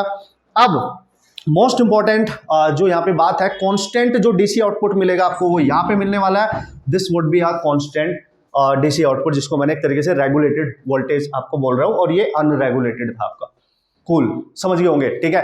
अब न्यूमेरिकल करने से ही आपको पता चलेगा किस तरीके के न्यूमेरिकल इस पे आते हैं, एक दो क्वेश्चन आपको कराता हूं, उससे आपका सारा फंडामेंटल क्लियर हो जाएगा कि हाँ ऐसे करना है। मेन मुद्दे की बात तो वही है। उसके बाद जितने भी छोटे छोटे बेसिक कंसेप्ट है उन सबको उड़ाते हैं, ठीक है। Come on. Okay, so here we go and this is the first question. अब आपको मजा आने वाला है। देखो यार, बहुत सारी हमने थ्योरेटिकल बातें करी है स्टार्टिंग से इस लेक्चर के। सो वो बहुत जरूरी भी था यार। देखो, बेसिक फंडामेंटल कॉन्सेप्ट भी सीखने बहुत जरूरी होते हैं, जिससे आपको हर तरीके की चीजें, सिचुएशन पता रहे कि चल क्या रहा है, ये कैसे हो रहा है। हाँ, रही न्यूमेरिकल की बात, वो मैं गलत होने ही नहीं दूंगा, आप टेंशन मत ले, आप गलत नहीं करके आएंगे। सो देखो, फर्स्ट क्वेश्चन आपके पास सामने वेरी क्लियरली, ठीक है। उसने क्या पूछा है इस क्वेश्चन में कि फाइंड, इस क्वेश्चन में पूछा है फाइंड करंट जीनर डायोड। तो देखो, सीधी सी बात कर रहा है, मतलब भाई जीनर डायोड में जो करंट जा रही होगी वो निकालो यार, क्या बात कर रहे हो। तो जीनर करंट की बात कर रहा है, सो आई जेड की बात कर रहा है जी, आई जेड की बात कर रहा है। तो देखो, ये बैटरी लगी है 20 वोल्ट की। तो अब आप जैसे जैसे मैंने बताया, अगर उस प्रोसेस को याद रखेंगे ना, मैं गारंटी दे रहा हूं आपको क्वेश्चन गलत हो ही नहीं सकता, ठीक है। तो यहां से करंट इसमें जाएगी आई जेड, और आगे कितनी जाएगी हमें मतलब ही नहीं, ऐसे ही बताऊं तो मैं उससे, है ना, क्योंकि हमें करंट ही केवल जीनर डायोड में पूछी है। आप ध्यान से देखिए, तो मैंने अभी बताया, तो जब भी जीनर डायोड में करंट निकालनी हो तो डायरेक्ट, तो no use of KVL. Okay, so आप डायरेक्ट अप्लाई कर सकते हो, जैसे कि मैंने आपको बताया, आपका टाइम भी बच जाएगा। सो जीनर जो करंट होगी, कैसे बताया था मैंने, जो बैटरी होगी उसका वोल्टेज लेना है, इनपुट वोल्टेज, माइनस जो जीनर डायोड का ब्रेकडाउन वोल्टेज दे रखा है ना। जीनर ब्रेकडाउन के कंडीशन में जो वोल्टेज होता है उसको जीनर वोल्टेज हम कहते हैं, वो दे रखा है 15 वोल्ट। इसको सब्ट्रैक्ट करना होता है डिवाइड में, और ये बैटरी जिसमें करंट अपनी पूरी भेज रही है उसका सीरीज रेजिस्टेंस दे रखा है RS, दैट इज 200 ओम। तो डिवाइड बाय 200 होगी बात, बन गई बात, कुछ करने का ही नहीं बॉस। तो आई जेड कितना आ गया सर, आई जेड आपके पास आ गया, देखो ये बनेगा 5/200, ठीक है। सो 200 हो गए, यानी आप इसको लिख सकते हो 2.5/100, यानी इसको लिख सकते हो 25, और ये 1000 यानी 10⁻³ यानी 25 मिली एम्पियर। आपसे आंसर पूछा गया है कि what is the current in zener diode, what is the current in zener diode, you have to solve this problem and no problem at all, ठीक है। तो कितना दे रखा है आपको, 200 ओम का ये रेजिस्टेंस दे रखा था, और इस तरीके से आप क्वेश्चन सॉल्व कर सकते हैं। इजी है कि नहीं। अब अगर इस क्वेश्चन में ही पूछता कि बताओ भाई, इस ये देखो जीनर डायोड के अक्रॉस जो पैरेलल में रेजिस्टेंस होता है, हमने अभी भी सीखा, वो आपका लोड रेजिस्टेंस होता है। बिल्कुल होता है सर, वो तो लोड रेजिस्टेंस होता है सर। अगर ये पूछता है कि इसमें कितनी करंट है, तो लेट्स सी इसमें IL करंट है, तो वो भी डायरेक्टली निकाल सकते हो आप। हमारा क्या जा रहा है, देखो अगर वो पूछ लेता तो आप, मैंने क्या बोला आपको, जब भी लोड रेजिस्टेंस में करंट निकालनी हो उसके अक्रॉस ही जीनर डायोड का वोल्टेज होता है। तो जीनर डायोड का वोल्टेज लेंगे, और इस रेजिस्टेंस से 1 किलो है, ये किलो का मतलब 10⁻3। सो VZ आपको दे रखा है 15/10⁻3, यानी IL को लिख सकते हैं आप 15 मिली एम्पियर। मिली मतलब 10⁻³ क्योंकि जो ऊपर जाएगा -3 हो जाएगा। तो ये रही आपकी करंट 15 मिली एम्पियर, ठीक है। अब अगर आपसे पूछ लेता कि बैटरी से कितनी सप्लाई हुई है करंट, तो net current supplied from the battery क्या होगी भाई, I से ही तो IZ बना है, और I से ही तो IL बना है कि नहीं। तो मैं क्या लिखूंगा, IZ प्लस IL, तो इन दोनों का सम है। IZ आई आपकी कितनी 25, ठीक है, प्लस वो कितनी आई 15, तो कितना आ गया 40 मिली एम्पियर। तो दोस्तों ये होगी आपकी टोटल करंट है। वैसे तो इस क्वेश्चन में इसमें करंट पूछा था, तो लेकिन हमने कर लिया, अगर कुछ भी पूछ ले हमारा क्या जा रहा है, हम क्वेश्चन सॉल्व कर सकते हैं easily, no problem at all. Okay guys, so ये थी आज की कहानी मेरी जुबानी की, किस तरीके से आपने क्वेश्चन सॉल्व करते हैं। एक और करते हैं, टेंशन मत लो, एक क्वेश्चन करके और दिखाता हूं मस्त तरीके से। Okay, so this is question number 2। देख लो ध्यान से क्या पूछा गया, ये भी देख लो ध्यान से, और होप सो आप समझ गए होंगे कि किस तरीके से क्वेश्चन आते हैं, किस तरीके से हमने करना है, और इजीली हम कर सकते हैं। तो वैसे नॉर्मली क्वेश्चन में पूछा गया find the power dissipated across the diode. तो जीनर डायोड के अक्रॉस जो पावर डिसिपेशन होगा उसकी हमने वैल्यू निकालनी है। और जब हम पावर डिसिपेशन की बात करते हैं तो पावर होती है VI। तो पावर अगर निकालना है तो उसका वोल्टेज है जीनर वोल्टेज इनटू उसमें जो करंट होगी वो होगी IZ। तो भाई IZ निकाल लो, VZ तो दे रखा है 15 वोल्ट, बात खत्म हो जाती है यहीं से। इजी तरीका, बेहतरीन तरीका मैंने आपको बता रखा है। ये इनपुट वोल्टेज दे रखा है, देखो इनपुट वोल्टेज दे रखा है आपको डीसी सप्लाई 22 वोल्ट, और ये जिसको करंट यहाँ इसको प्लस मान लेंगे, इसको माइनस, यहाँ से करंट जाएगी इसकी I, वो इस वाले रेजिस्टेंस में जाएगी, और एक करंट इसमें जाएगी IZ, और एक करंट डिवाइड होकर यहाँ से I से इसमें चली जाएगी, दैट इज IL। लेकिन हमें तो इसमें कितनी पावर डिसिपेट हो रही है जीनर डायोड में वो पूछा जा रहा है, तो उसकी IZ चाहिए। और अगर आपको IZ चाहिए तो उसके लिए बढ़िया फंडा, कोई करंट वरंट निकालने की जरूरत नहीं है आपको, एक्स्ट्रा IZ डायरेक्ट निकाल लो। मैंने आपको बोला था input voltage minus Zener voltage over battery के साथ जो कनेक्टेड वोल्टेज होगा दैट इज सीरीज में, उसी से आप डिवाइड कर देंगे RS। ठीक है। तो आई जेड कितना आएगा आपका, इनपुट वोल्टेज है 22 माइनस जीनर वोल्टेज है 15 और आर एस दे रखा है 35। This is very clear given in the question. और इसको आप निकाल सकते हैं 7 ही बचेगा ना, एंड 35 इतनी आ गई ना, यस सर, आई जेड आ गई, इतनी एम्पियर, ऐसे ही मान लो इतनी एम्पियर। अब इसको हम पावर निकालेंगे, तो पावर जब आप निकालेंगे तो वीजेड दे रखा है 15 इंटू आई जेड आ गया 7/35। तो देखो यहां से बहुत क्लियरली आप देख सकते हैं 7 से क्लियर हो रहा है यानी 5 और 5 से क्लियर हो रहा है यानी 3, तो 3 वॉट, ठीक है, 3 वॉट इतनी आनी चाहिए। Now you just check out your answer, the options, you can solve the problem. कुछ भी पूछेगा भाई आराम से क्वेश्चन आप कर सकते हैं। यहां से इतना तो क्लियर हो रहा है कि भाई कुछ भी पूछा जाए आराम से। अब देखो इसी क्वेश्चन में अगर आपसे पूछ लेता कि भाई लोड करंट निकालो, तो आप डायरेक्ट नहीं निकाल लोगे। भाई लोड करंट मतलब ये रेजिस्टेंस के अक्रॉस पैरेलल में जिना डायोड है उसी का वोल्टेज लेते हैं, तो VZ ओवर ये लोड रेजिस्टेंस। तो VZ कितना दे रखा है सर, व्हाटएवर जो भी गिवन होगा, तो VZ कितना दे रखा है आपको, VZ दे रखा है आपको 15 और RL दे रखा है 90 यानी 1/6 एम्पियर, ठीक है। तो नो प्रॉब्लम एट ऑल, जो भी पूछे आराम से करके आ सकते हैं। तो समझ गया मैं दोस्तों, अब आप क्वेश्चन कर सकते हैं। इसी टाइप के क्वेश्चन काफी पूछे गए एग्जाम में, तो आपने कोई टेंशन नहीं लेने का, बस ये देख लेने का कि जिनर डायोड जिस रेजिस्टेंस के अक्रॉस पैरेलल में कनेक्ट होगा, ठीक है, तो वो जिनर डायोड का वोल्टेज उस पैरेलल जिस रेजिस्टेंस के अक्रॉस है उसमें डायरेक्ट करंट निकालने के लिए यूज किया जा सकता है। मतलब ये अनरेगुलेटेड है, ये एक तरीके से फ्लक्चुएटिंग डीसी सप्लाई होती है और यहाँ पे कांस्टेंट टाइप का आउटपुट आपको मिल जाता है, नो प्रॉब्लम एट ऑल। उसके अकॉर्डिंग यार आप क्वेश्चन निकाल ही सकते हैं, कोई टेंशन वाली बात नहीं है, ठीक है। सो कम ऑन, तो ये था आपका जिनर डायोड का कंसेप्ट, उसके कुछ न्यूमेरिकल प्रॉब्लम्स। अब कुछ और बातें हैं जो यहाँ पे मैं आपके साथ डिस्कस करने वाला हूँ, बहुत जरूरी है बेसिक से वो कंसेप्ट।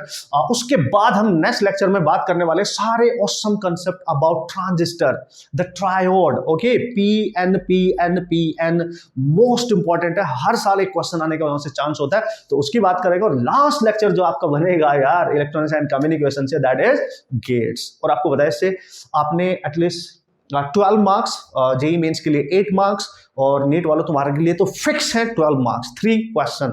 बहुत अच्छी किस्मत हुई तो 4 भी हो सकते हैं। तो इससे हर साल इतने क्वेश्चंस हमारे एग्जाम में पूछे जाते रहते हैं। आगे बढ़े, कम ऑन। ओके दोस्तों, थोड़े से बेसिक से प्यारे से कंसेप्ट है, इसमें क्वेश्चन कैसे आ जाता है वो भी बताऊंगा।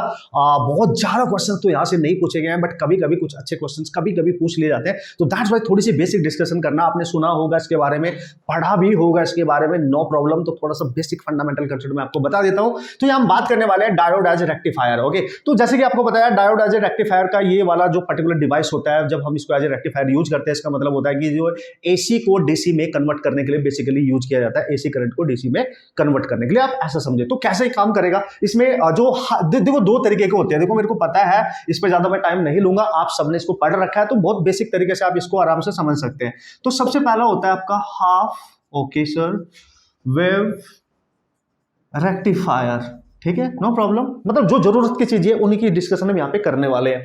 और दूसरा होता है आपका फुल, ओके, वेव, यानी यहाँ पे जो इनपुट जाने वाला है वो एसी की फॉर्म में जाने वाला है, वेव फॉर्म में जाने वाला है, ठीक है। एक साइनोसॉइडल वेव फॉर्म में यहाँ पे एसी आप सप्लाई करने वाले हो, तो इसलिए इसको बोला हाफ वेव रेक्टिफायर। मतलब आधी वेव को, जैसे एक साइकिल हम ले ले, एक प्लस जो साइकिल होती है, जब हम किसी एसी साइकिल की बात करते हैं तो हाफ साइकिल आपकी पॉजिटिव होती है और देन नेक्स्ट हाफ साइकिल आपकी नेगेटिव में होती है। तो बोल रहा है हाफ वेव रेक्टिफायर, बोल रहा है कि मैं केवल आधी वेव को ही रेक्टिफाई कर पाऊंगा जी, है जी। ये बोलता है कि मैं तो फुल को रेक्टिफाई कर दूंगा। भाई कैसे कर दूंगा, चलो देखेंगे। दोनों में डिफरेंस कैसे आएगा, चलो वो भी देखेंगे। दोनों में क्या क्वेश्चन पूछा जा सकता है, चलो वो भी देख लेंगे, है मजा आएगा। देखो फुल वेव रेक्टिफायर, इसको कहते हैं फुल वेव आपका रेक्टिफायर, कूल। तो सबसे पहले हम बात करते हैं दिस वन। तो इसको कैसे बनाते हैं, देखो भाई ध्यान से देखो। तो सबसे पहले हम यहाँ पे क्या लेंगे, एक एसी अप्लाई कर देते हैं, ठीक है। अब ध्यान से समझे, कर दिया सर, ठीक है। एक कॉइल लगा दी, मतलब यहाँ पे स्टेप डाउन ट्रांसफॉर्मर का आप यूज कर रहे हो, basically step down transformer, okay man. तो यहाँ पे आपने स्टेप डाउन ट्रांसफॉर्मर का यूज किया और यहाँ पे एक डायोड यूज कर लिया और यहाँ पे एक रेजिस्टेंस आपने कनेक्ट कर लिया जिसके अक्रॉस आपको आउटपुट चाहिए। यहाँ पे आपको आउटपुट मिलेगा, this is load resistance again कह सकते हो, और ये आपका डायोड आपने यूज कर लिया है कि नहीं।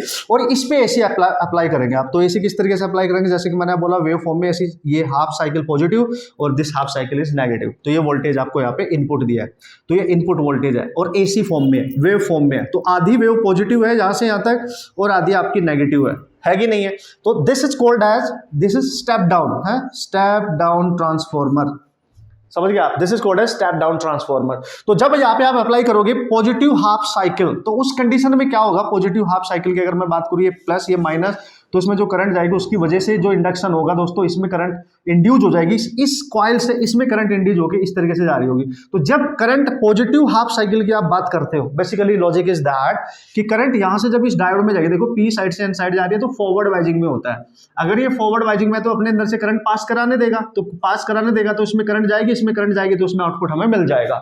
तो जो हमें आउटपुट मिलेगा वो भी वेव फॉर्म में ही मिलेगा, यानी किस तरीके से, यानी ये रेक्टिफाई होगा, हाँ बिल्कुल होगा। तो किस तरीके से आउटपुट मिलेगा, पॉजिटिव हाफ साइकिल के लिए आउटपुट मिल रहा है, क्योंकि उस पर्टिकुलर साइकिल को जब आपने अप्लाई किया, इनपुट दिया, तो इसके अक्रॉस करंट इसमें जा रही है, मतलब ये डायोड पास करा रहा है करंट, फॉरवर्ड वाइजिंग में काम कर रहा है। तो यहां पे इनपुट आपको मिल जाएगा, ये देखो पॉजिटिव के लिए, ठीक है, मिल गया कुल। लेकिन वो बोलता है अगर जब नेगेटिव हाफ साइकिल को आप अप्लाई करते हैं, नेगेटिव को, तो उस कंडीशन में जो करंट होती है वो इधर से जाना स्टार्ट करती है, और जब करंट ऐसे जाएगी तो उस कंडीशन में रिवर्स वाइजिंग में होगा, मतलब ये काम नहीं कर रहा होगा रिवर्स वाइजिंग में, तो उसमें कोई आउटपुट नहीं मिलेगा। तो नेगेटिव हाफ साइकिल के लिए रेक्टिफिकेशन नहीं मिलता है, और ये ग्राफ कुछ ऐसे मिलता है आपको, ठीक है। तो हमें जो इनपुट पॉजिटिव दिया उसका आउटपुट भी मिल गया, ठीक है, लेकिन जो हमने नेगेटिव वाला इनपुट दिया उसका आउटपुट हमें नहीं मिला। देखो यहां पे वैल्यू मिल रही है, आप देख सकते हो, लेकिन यहां पे वैल्यू 0 हो गई है। तो अगेन अगर और साइकिल होगी, मतलब ऐसे समझो आप, मान ले इस तरीके का इनपुट आपने दे रखा है, प्लस माइनस, तो एक कंप्लीट साइकिल का तो मिल गया। तो हाफ रेक्टिफाई हो गई, हाफ नहीं हो पाई, फिर प्लस वाली फिर हो जाएगी, ठीक है। अगर आप ध्यान से देखिए, प्लस वाली फिर हो जाएगी, फिर ये नहीं होगी। तो इस तरीके का सिचुएशन आपको यहां मिल जाएगा, इस तरीके, फिर इस तरीके से, फिर इस तरीके से, फिर इस तरीके से, फिर इस तरीके से, एंड सो ऑन। तो आधी वेव रेक्टिफाई हो रही है, आधी वेव का आउटपुट मिल रहा है, आधी का आउटपुट नहीं मिल रहा है, वो 0 हो रहा है एक तरीके से, ठीक है। तो this situation is called as half wave rectifier. दोस्तों very important point is that कि जो फ्रीक्वेंसी आपने इसमें इनपुट में डाली होगी वही फ्रीक्वेंसी आपको आउटपुट में मिलती है, यानी फ्रीक्वेंसी पे यहां कोई चेंज नहीं आता। ये क्वेश्चन पूछा जा सकता है कि in the half wave rectification frequency input पे जो आपने दी और आउटपुट पे जो मिली आपको फ्रीक्वेंसी सिग्नल की जो भी आपने दिया, ठीक है, उनमें क्या डिफरेंस रहा, मतलब क्या रिलेशन था। तो कोई रिलेशन, मतलब किसी तरह की कोई चेंज नहीं होगा, सेम रहता है। तो input frequency must be equal to the output frequency. This is important, this is important actually. तो ये आपने याद रखना है। और कभी कभी ये पूछ लेता है भाई, एक आपको इस तरीके से अरेंजमेंट गिवन होगा, ठीक है, एक सर्किट गिवन होगा बना के, उसमें एक डायोड लगा होगा, इस तरीके से एसी सप्लाई दे रखी होगी। जब भी एसी सप्लाई की वो बात कर रहा है कभी भी, ठीक है, और एक डायोड यूज कर रहा है, समझ जाना वहां पे एक तरीके से वो हाफ वेव रेक्टिफिकेशन की बात कर रहा है। तो उसमें जो आउटपुट मिलेगा वो इस वेव फॉर्म में मिलेगा, ऐसे, ठीक है, ऐसे ऐसे, फिर ऐसे, फिर ऐसे, फिर ऐसे, समझ आए। तो ये पूछा जा सकता है, ऑप्शन को बड़े ध्यान से चेक करके आपने करना है। कोल। तो अब इसमें कमी एक तरीके से क्या है कि ये हाफ वेव को 0 कर रहा है, इस वाले नेगेटिव इनपुट को 0 कर रहा है, इसका आउटपुट नहीं दे रहा है। तो इसको भी हमें आउटपुट में बदलना है, मतलब पूरी वेव का आउटपुट हमें चाहिए, है कि नहीं, पूरी वेव का। तो उसके लिए हम यूज करते हैं फुल वेव रेक्टिफायर, उसके लिए हम 2 डायोड यूज करते हैं। देखो आपने देखा, जब ये हमने पॉजिटिव हाफ डाला तो इधर से करंट गई, जब नेगेटिव हाफ डाला तो जब नीचे से करंट जाएगी तो इसमें ये रिवर्स वाइजिंग में था। तो हम यहाँ पे भी एक डायोड लगा देंगे और सेंटर टेप टाइप का ट्रांसफार्मर यहाँ पे हम यूज कर लेंगे, ठीक है। मतलब ये जो रेजिस्टेंस है वो यहाँ पे हम कनेक्ट करेंगे एक तरीके से। कैसे, चलो बताता हूँ, टेंशन मत लो, ठीक है। क्योंकि इसको एक इंपॉर्टेंट पॉइंट है, उसको भी जल्दी से मैं आपको बता दूं। मैंने लिख दिया कि कभी कभी क्या होता है कि इस टाइप के क्वेश्चन जाने अनजाने में एक तरीके से पूछ लिए जाते हैं। तो दैट्स वाई ये चीज आपने याद रखनी है। जब भी वो हाफ वेव रेक्टिफिकेशन की बात करता है, तो जैसे हमने इनपुट वोल्टेज दिया या फिर इनपुट करंट की आप बात कर रहे हैं, भाई इनपुट फॉर्म में आप करंट भी दे सकते हैं एसी, या वोल्टेज भी दे सकते हैं एसी। तो आपको यहाँ पे लोड रेजिस्टेंस के अक्रॉस आउटपुट वोल्टेज मिल जाएगा या फिर आउटपुट करंट मिल जाएगी, जो भी उसमें कंडीशनली गिवन होगा। तो हमें पता है भाई ये वाली फॉर्म बन जाती है, ठीक है। आपने पूरी वेव दी थी लेकिन आधी ही रेक्टिफाई हुई। तो ये बोलता है कि अगर उसकी हम आरएमएस वैल्यू निकाले, वोल्टेज की आरएमएस वैल्यू, तो वो क्या होगी। तो RMS value half wave rectification में आपको मिलती है, जो वोल्टेज की जो मैक्सिमम वैल्यू होती है, यानी पीक वैल्यू जिसको आप कहते हो, डिवाइड बाई 2, ठीक है। और जो उसके मीन वैल्यू होती है, यानी एवरेज वैल्यू होती है वोल्टेज की, वो होती है V max by pi। ये याद रखना है boss, half wave rectification. V max का मतलब जो उसका मैक्सिमम वोल्टेज हो गया, इसकी मैक्सिमम अमाउंट होगा जो वोल्टेज का, जिसको हम पीक वैल्यू कहते थे। V maximum का मतलब जिसको पीक वोल्टेज कहते थे हम, ठीक है। पीक वोल्टेज के नाम से आप जानते हो, नो प्रॉब्लम एट ऑल, मतलब आप बना सकते हैं। तो इन दोनों का जो रेशियो होता है आरएमएस वोल्टेज ओवर, या करंट होगी तो करंट ले लेंगे, जैसे आप करंट लोगे तो यहाँ पे आई मैक्स या आई नोट बाई 2 लिखते हैं जो पीक वैल्यू होती है, ठीक है, या वी नोट बाई 2 लिखते हैं, और यहाँ पे वी नोट बाई हमने पाई लिखा है, ठीक है। तो एक फॉर्म फैक्टर होता है, the form factor is the ratio basically between this and this value. तो RMS value over the mean value का जो रेशियो होता है 1.57 होता है लगभग, ये आपने याद रखना है, ये रेशियो होता है इन दोनों का, बात खत्म, ठीक है। इतना आपने थोड़ा सा इसमें याद रखना है, कभी कभी इस टाइप की सिचुएशन पूछ ली जा सकती है। इन फॉर्मूलाज पे ध्यान रखना, और इनपुट फ्रीक्वेंसी आउटपुट फ्रीक्वेंसी के इक्वल होती है, मोस्ट इंपॉर्टेंट पॉइंट, ठीक है, हाफ वेव रेक्टिफिकेशन के केस में। अब बात करेंगे फुल वेव रेक्टिफिकेशन, और उस पर डिपेंडेंट किस तरीके की सिचुएशन आप अप्लाई करके आएंगे, क्वेश्चन सॉल्व करके आएंगे। Okay, so here we go, and this is the next situation जिसको हम बोलते हैं फुल वेव रेक्टिफायर। ओके, तो यहां पे हम बात कर रहे हैं आपका फुल वेव रेक्टिफायर, और उसका डायग्राम वेरी क्लियरली आपके सामने है, मतलब कोई टेंशन वाली बात नहीं है। देखो बस हमने क्या करा है, जो सेकंड वाली कॉइल थी, जो सेकंड वाला जो इसमें पार्ट था, ठीक है, इसमें ऊपर एक डायोड तो पहले से ही होता था, ये जो रेजिस्टेंस था इसको हमने यहाँ पे कनेक्ट कर दिया बीच में, और नीचे भी एक डायोड कनेक्ट कर दिया, तो उसको बोलते हैं सेंटर टेप, ठीक है, याद रखना, सेंटर टेप ट्रांसफॉर्मर, ठीक है, ठीक है, क्योंकि यहां पे एक तरीके से आपने रेजिस्टेंस को कनेक्ट कर दिया और डिवाइड हो गया एक तरीके से इसमें। तो यहां पे जो भी एसी सप्लाई आप दोगे, वोल्टेज दोगे या फिर करंट अप्लाई करोगे एसी में, तो प्लस हाफ साइकिल जब आप अप्लाई करोगे, देखो प्लस हाफ साइकिल, तो मान ली इधर से करंट जा रही है तो D1 फॉरवर्ड बाइजिंग में हो जाएगा, ठीक है, और इधर से करंट घूम के आएगी तो ये रिवर्स बाइजिंग में हो जाएगा। तो फर्स्ट हाफ साइकिल के लिए जो D1 है वो फॉरवर्ड बाइजिंग का काम कर रहा है, और D2 आपका रिवर्स बाइजिंग का काम कर रहा है। लेकिन ऑल दो चूंकि ये करंट ऐसे आ रही होगी, कुछ इसमें जा रही होगी, कुछ इसमें जा रही होगी, तो भाई ये अगर टूट भी जाएगा, रिवर्स बाइजिंग में है भी, कोई करंट भी नहीं बनाएगा, लेकिन फिर भी करंट देखो इसके थ्रू तो इसमें चली गई ऐसे, तो इसके अक्रॉस तो हमें वोल्टेज मिल ही जाएगा। तो आउटपुट में जो मिलेगा वो मिलेगा आपको आउटपुट रेक्टिफाई होके, सिंपल है, ठीक है। तो प्लस हाफ साइकिल के लिए भी आपका ये इस डायोड के थ्रू उसमें करंट जा रही है, तो उसमें कुछ ना कुछ आपको आउटपुट मिल रहा है, ऑब्वियसली इसको रेक्टिफाई कर रहा है। अब अगर आप नेगेटिव हाफ साइकिल की बात करोगे इस वाली साइकिल के लिए, तो नेगेटिव हाफ साइकिल के लिए क्या होगा, जब आप नेगेटिव हाफ साइकिल अप्लाई करोगे तो लेट्स से इधर से करंट जा रही है, ठीक है, तो ये वाला जो D2 है, तो नेगेटिव हाफ साइकिल के लिए इसके लिए D2 आपका फॉरवर्ड बाइजिंग का काम करेगा, और D1 आपका रिवर्स बाइजिंग का काम करना स्टार्ट कर देगा। क्यों सर? क्योंकि अगर करंट इधर से जा रही है तो ये देखो फॉरवर्ड हो गया, P से N साइड भी जा रही है, और इसमें भी करंट जाएगी, इसमें भी, तो ये रिवर्स हो जाएगा, ठीक है। तो अभी भी देखो अब ये नहीं काम कर रहा लेकिन ये तो कर रहा है, तो इसके थ्रू सर्किट कंप्लीट हो गया, देखो इसमें, तो इसके थ्रू तो इसमें करंट जा रही है, अभी भी इसमें आउटपुट मिलेगा, तो यहां से आउटपुट मिला, देखो ये प्लस हाफ साइकिल के लिए, फिर ये माइनस के लिए, फिर नेक्स्ट, और ये सिलसिला ऐसे ही चलता रहेगा। मतलब पूरी वेव रेक्टिफायर हो गई। आप देख सकते हैं पूरा आउटपुट आपको सिग्नल यहाँ पे मिल रहा है, दिस इज आउटपुट, ठीक है, आउटपुट सिग्नल जो भी आपको मिल रहा है रेक्टिफाई होने के बाद, यानी पूरी वेव को उसने रेक्टिफाई कर दिया, पूरी वेव को उसने आउटपुट में कन्वर्ट कर दिया है, ठीक है। तो इसलिए most important point is that कि जिस फ्रीक्वेंसी पे आपने इसको डाला, जिस फ्रीक्वेंसी पे आपने इसे अप्लाई करी, आउटपुट जो फ्रीक्वेंसी मिले, क्योंकि पूरी कंप्लीट वेव रेक्टिफाई हो रही है, यानी आउटपुट फ्रीक्वेंसी हमेशा डबल होती है इनपुट से। ये क्वेश्चन पूछा जा सकता है, वेरी इंपॉर्टेंट, ठीक है, ये क्वेश्चन पूछा जा सकता है, वेरी इंपॉर्टेंट। और अगर आपसे पूछ बैठे V की RMS वैल्यू, तो इसकी मैक्सिमम वैल्यू यानी जो आपकी पीक वैल्यू होती है, जिसको आप बोलते हो पीक वैल्यू, ठीक है, डिवाइड में √2, और अगर आपसे पूछे इसकी मीन वैल्यू यानी एवरेज वैल्यू, तो 2V0/π एज इट इज जो होता है वो आप यहाँ पे यूज करते हैं normally. Okay, so this is important point, you have to remember this point, ये इंपॉर्टेंट है, इस पे क्वेश्चन आ सकता है, इसलिए आप याद रखेंगे। जो इनपुट फ्रीक्वेंसी आपको दे रखी है उसकी डबल होती है आउटपुट फ्रीक्वेंसी, क्योंकि पूरी की पूरी वेव आपकी रेक्टिफाई हो चुकी है। इस तरीके से काम करता है यार, रिजल्ट याद रखो, फॉर्मूला याद रखो, बाकी की तेल लेने चीजें, ठीक है।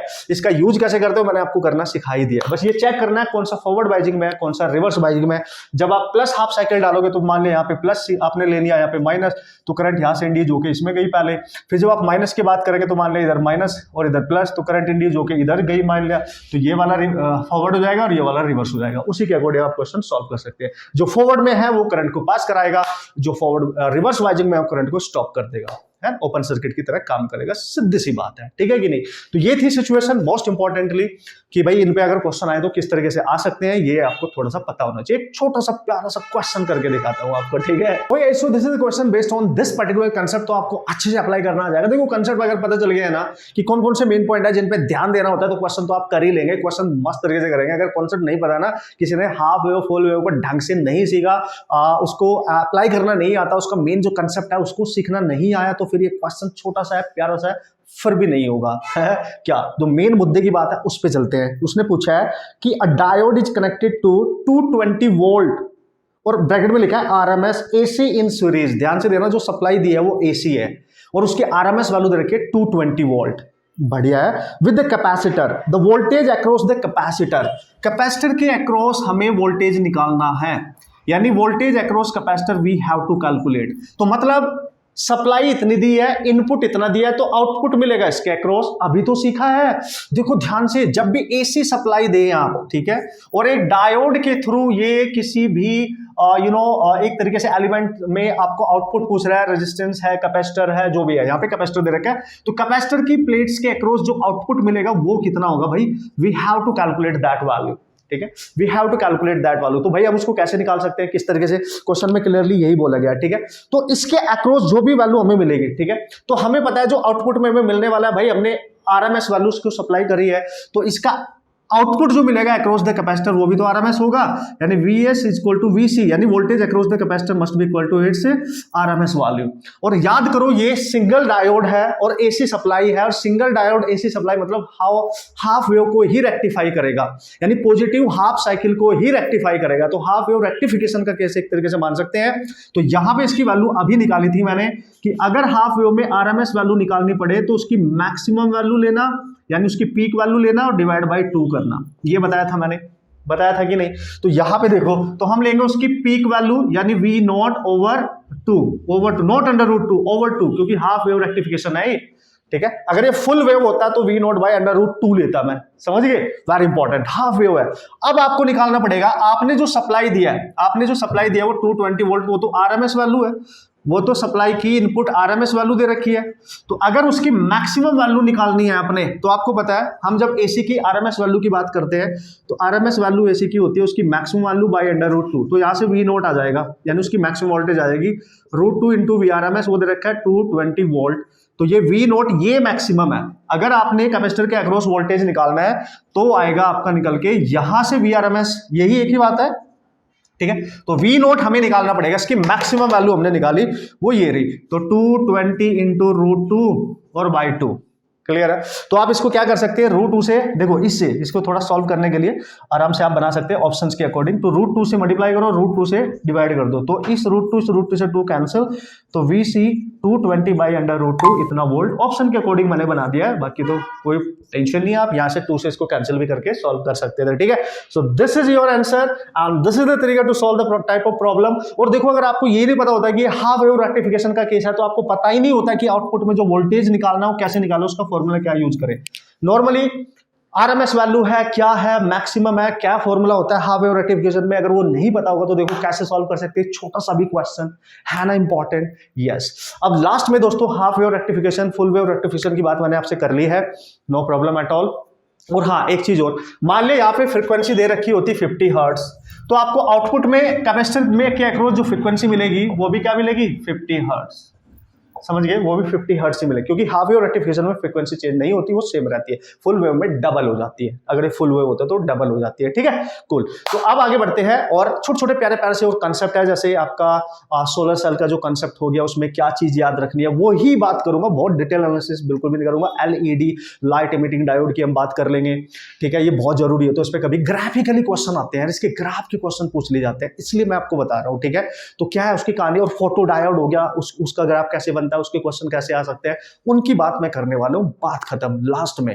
और एक पूरे लेक्चर में मतलब एक कुछ ऐसे क्वेश्चन सम टाइम आ जाते हैं जिनको हम रिवाइज भी नहीं करके जाते, जिनको हम देख के भी नहीं जाते, और नॉर्मली इस चैप्टर से वही क्वेश्चन आ जाते हैं, तो वही डिस्कशन मैं यहां कर रहा हूं, ठीक है, वही डिस्कशन हम ये कर रहे हैं बहुत बेसिक से तौर पे, ठीक है, जिससे क्वेश्चन डायरेक्ट आते हैं। जो बहुत जिन बच्चों को बिल्कुल भी नहीं, जो इसको छोड़ के चले जाते हैं, एक तरीके से रिवाइज नहीं करके जाते, फिर वो नहीं होता है। एक इजी क्वेश्चन भी आप छोड़ देते हो और आपके 4 मार्क्स आपके हाथ से निकल जाते हैं, ठीक है, तो नहीं निकलने दूंगा, ठीक है। ओके, इसको जल्दी से बता देता हूँ यार, मोस्ट इंपॉर्टेंट जो पॉइंट है उनकी केवल मैं बात करने वाला हूं, जो इंपॉर्टेंट टाइप ऑफ पॉइंट है इन सबसे रिलेटेड। तो जैसे कि मैंने आपको बताया था कि भाई जो पीएन जंक्शन जो डायोड होता है हमारा, स्पेशल टाइप ऑफ डायोड्स भी यूज किए जाते हैं, ठीक है, तो कंडीशनली हम उनका यूज करते हैं। जैसे हम यहाँ पे फोटो डायोड की बात करें, अगर फोटो डायोड की, ठीक है, तो स्पेशल टाइप ऑफ डायोड माना जाता है फोटो डायोड। तो सिंबल इसका ही है, अगर कभी पूछ बैठे भाई, कभी कुछ भी हो सकता है यार, कितना भी बेसिक क्वेश्चन आ सकता है, ठीक है, तो ये फोटो डायोड का आपका सिंबल बनेगा इस तरीके से, ठीक है। Okay sir, no problem. तो यहाँ पे ये जो एरो आपके दिखाए गए हैं, ये लाइट है जो इंसिडेंट कर रहे हैं हम, ठीक है, लाइट है जो इंसिडेंट कर रहे हैं हम, जो डायोड है इस तरीके से लाइट इस पे इंसिडेंट की जा रही है। तो बेसिकली यहाँ पे जो लाइट की एनर्जी है दैट इज एच न्यू।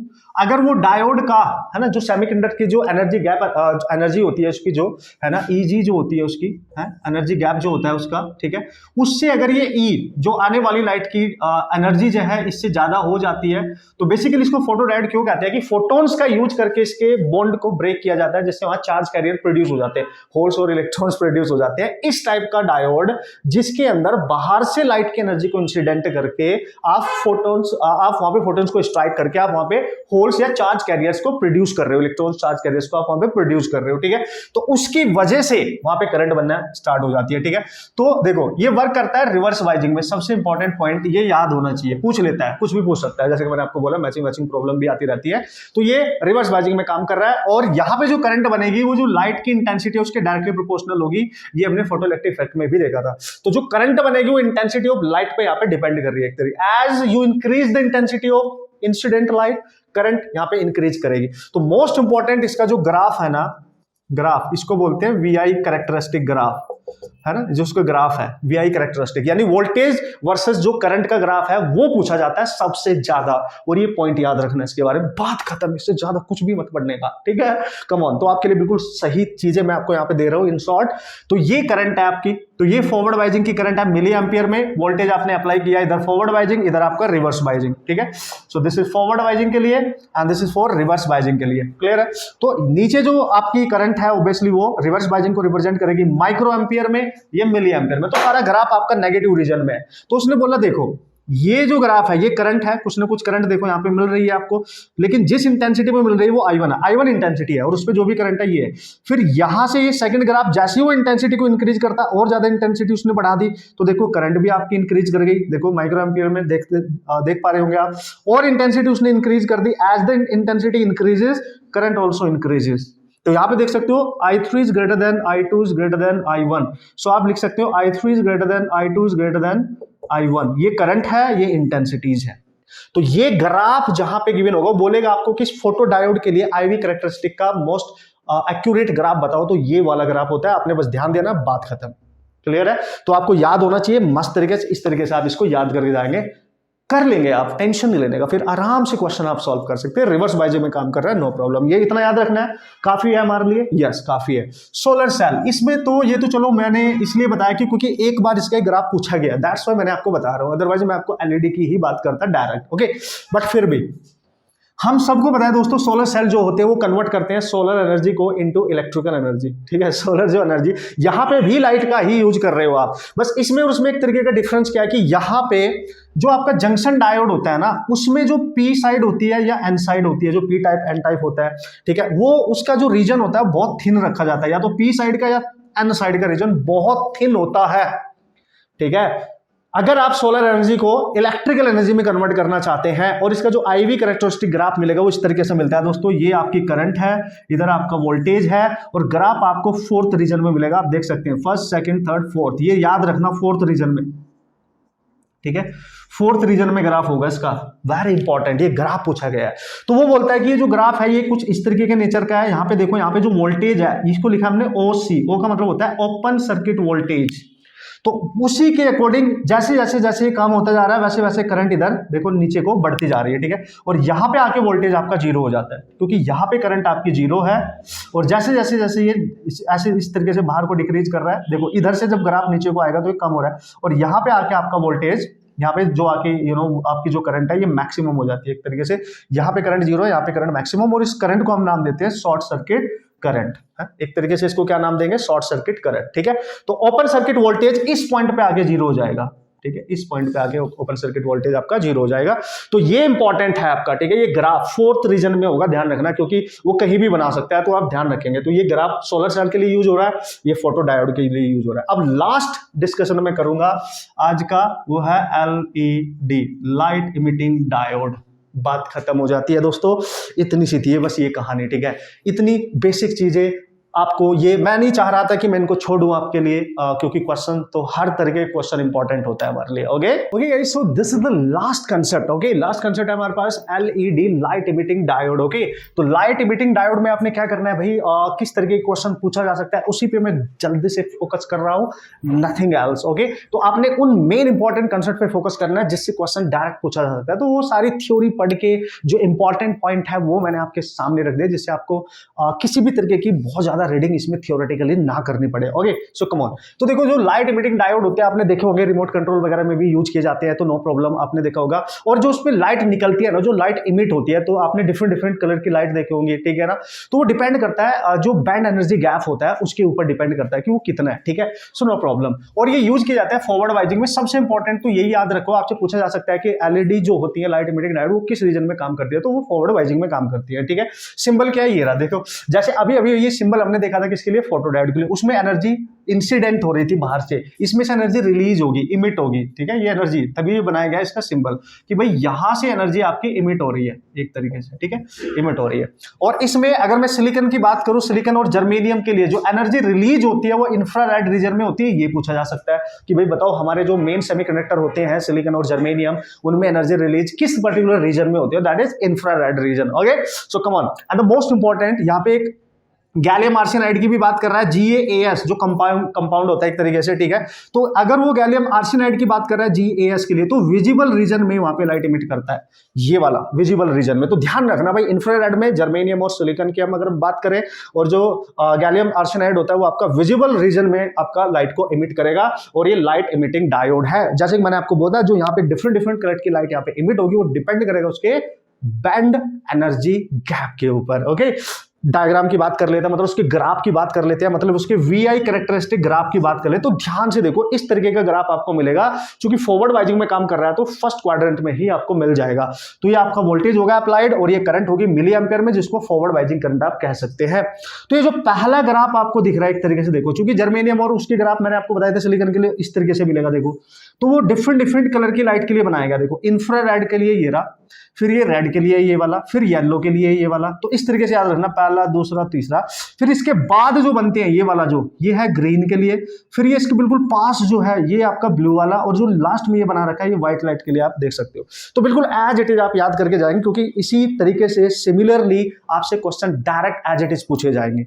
दोस्तों, ये थी इसकी सारी कहानी। जो थ्योरेटिकल कंसेप्ट थे, जो डायरेक्ट याद रखने वाले कंसेप्ट थे, वो भी मैंने डिस्कशन कर लिया। न्यूमेरिकल कैसा आ सकता है उसकी भी बात कर ली।